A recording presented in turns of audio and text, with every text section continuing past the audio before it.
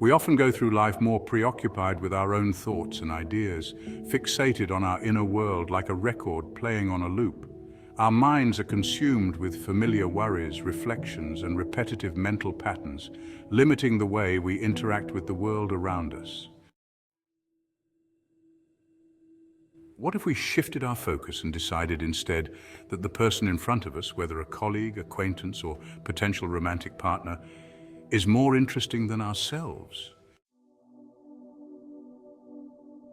By consciously adopting this mindset, we begin to perceive them not as just another individual, but as an undiscovered world full of unique ideas, stories, and experiences.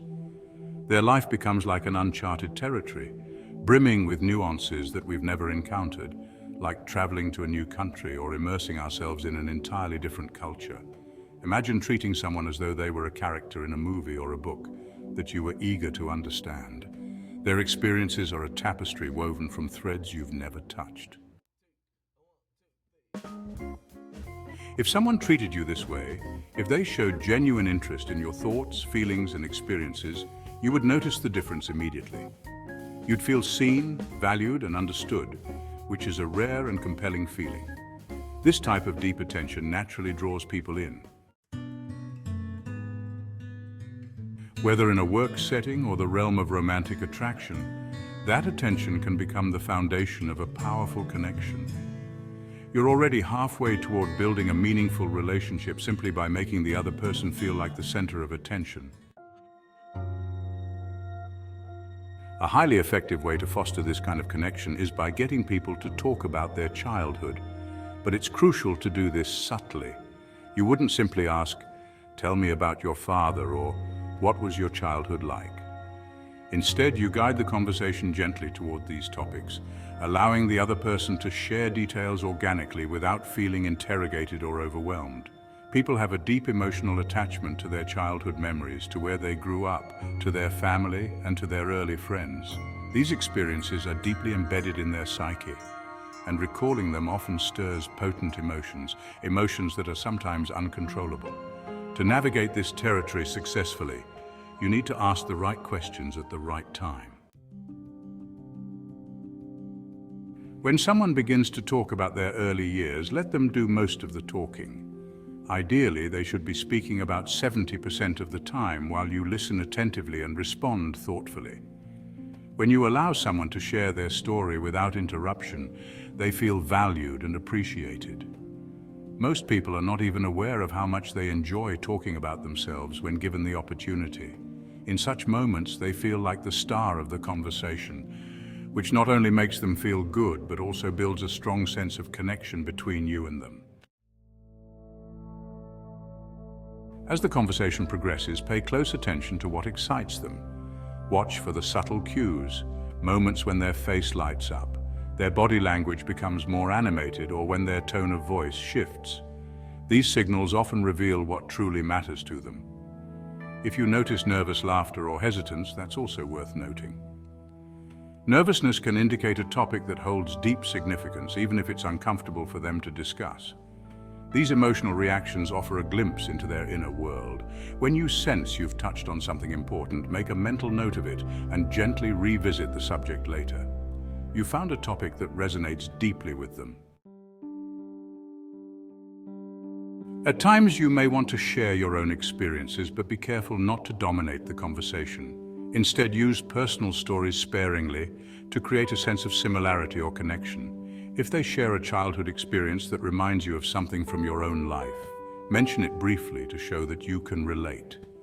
This technique, often called mirroring, can be incredibly effective in building rapport. When done well, it makes the other person feel understood on a deeper level. It's a subtle form of flattery, showing them that you see and appreciate their uniqueness. While some may view mirroring as a manipulative tactic, it's a natural part of human communication, and when used sincerely, it can deepen the connection between two people. However, subtlety is key. The art of getting someone to open up is about knowing how to ask the right questions at the right moments. You're looking for those sparks that make their eyes shine with excitement, or the nervous laughter that signals something meaningful. These reactions are like emotional clues, guiding you toward the topics that hold the most significance for them. Once you find these subjects, explore them gently and with care. This is where the true connection is forged, through shared understanding of what makes a person tick. A person's childhood in particular holds incredible emotional weight. Think of the story of Oedipus in ancient Greek tragedy. Oedipus was blind to his own fate, living his life without realizing that he had killed his father and married his mother. His ignorance of these crucial events shapes his entire life, and when he finally uncovers the truth, the revelation is so painful that he blinds himself.